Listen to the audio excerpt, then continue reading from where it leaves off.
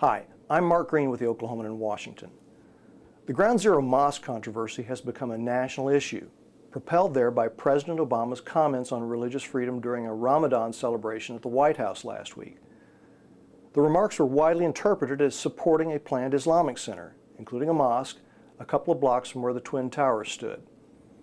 Apparently, that wasn't the president's meaning. He came back the next day and said he was only talking about the legal, constitutional right for the mosque to be built, not actually endorsing its construction.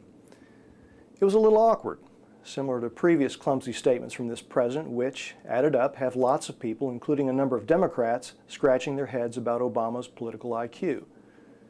Get this, a recent CNN poll showed about 70% of Americans oppose a new mosque near Ground Zero, so Obama's first statement put him on the short end of that stick and fed a sense that he's disconnected from the way most Americans think. Democrats already facing long and mounting odds in the coming election didn't need any new hurdles.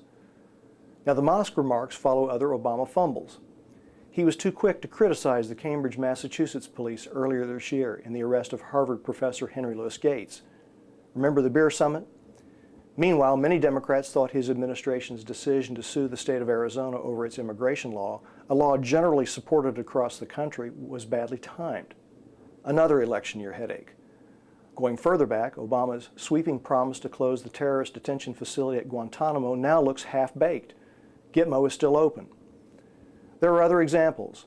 Earlier this week, Obama bragged at a Hollywood fundraiser that he has passed one of the most progressive legislative agendas in 20 or 30 years, including health care reform.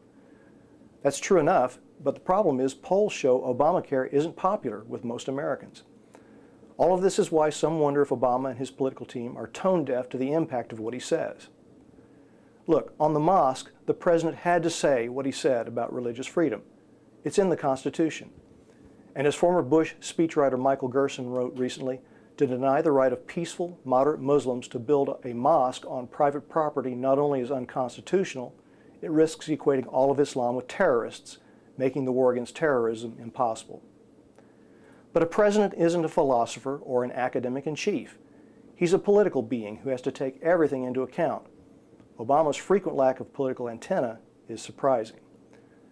But there is a sensible, reasonable solution here.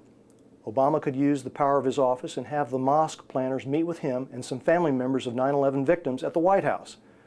Call it the Mosque Summit, patterned after that beer summit. Shoot, they can invite the vice president too. Put everyone in a room together and see if something wise, something gracious, something reasonable doesn't result.